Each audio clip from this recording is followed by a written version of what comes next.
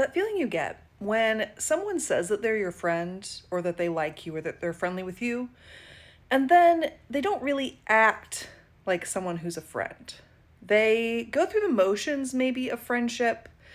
They go through the social transactions of it, but at the end of the day, they treat you not like someone who's a friend, and maybe even someone who is the opposite of a friend.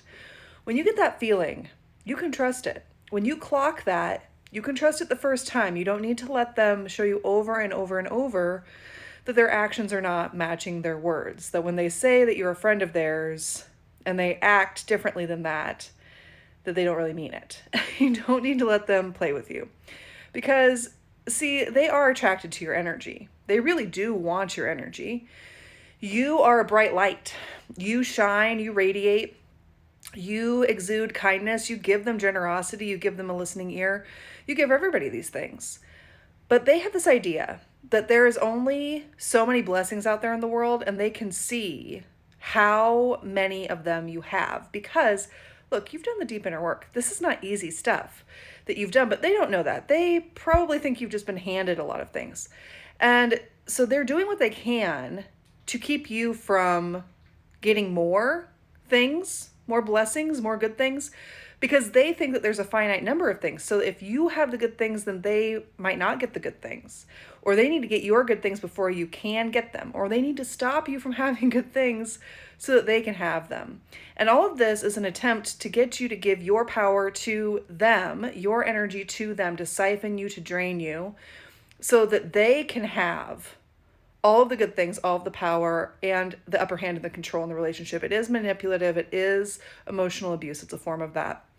And they are trying to get you to exchange your kindness, your attention, your bid for their friendship that they have no intention in actually giving, in exchange for a tiny little drop of their love. So often they'll breadcrumb you.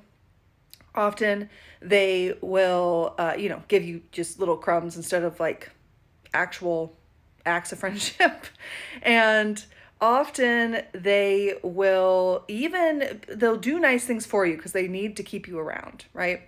They'll do nice things. They'll even confess things to you, but they never return that kind of emotional care of you, you'll notice.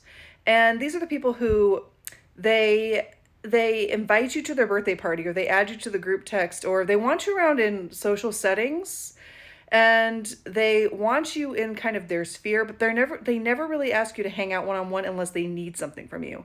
For example, they never ask you to hang out one-on-one, but they call you from the middle of Target in a panic because they need you to help them get a sofa to their house that they just decided to buy and have no way to get over there. Or they never ask you to hang out one-on-one, but they watch every single one of your stories and never engage. This kind of thing. They're keeping tabs on you. They're keeping a window into your world. And I'm telling you things you already know because you have already seen through this.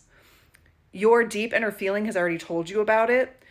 You've already clocked that situation, but you're worried perhaps that you're giving them too much credit. Just posted about that. Or that you're being too harsh, or that you're making up a fake reality, but you're not, because you want to be their friend. They're the one who's actually just being an energy vampire and keeping you around, pretending to be your friend, pretending to actually care about you, going through the motions, playing in your face so that they can keep taking your beautiful, beautiful energy. Your caring is something that is so beautiful about you. But some people, and this is one kind of them, are going to use it for things to their benefit and not because they actually care about you back. So in order to sidestep this behavior, and there's lots of different names for this type of person, I'm sure y'all will tell me about it in the comments, but in order to sidestep this type of person, it's important to remove your energy. It's important to protect yourself. It's important to honor your worth and your own power that comes from your sensitivity, that your sensitivity is yours to give to, your kindness, your generosity, your concern, your attention, your presence to those who you choose, the situations, the people, the places, the things that you choose. And you can start to withdraw your energy from people who are trying to siphon it, trying to drain it, acting and saying one thing and then going through different motions and performing actions that don't quite line up. And I wrote about that this week in the Empath Travel Log. So if you don't know what that is, check out my page. I go into it in more detail there. And also, I recorded a longer dive into it on my YouTube channel, which is the same handle as it is here on this platform. So go check that out if you prefer to watch rather than read. I see you. I appreciate you. I've been there too.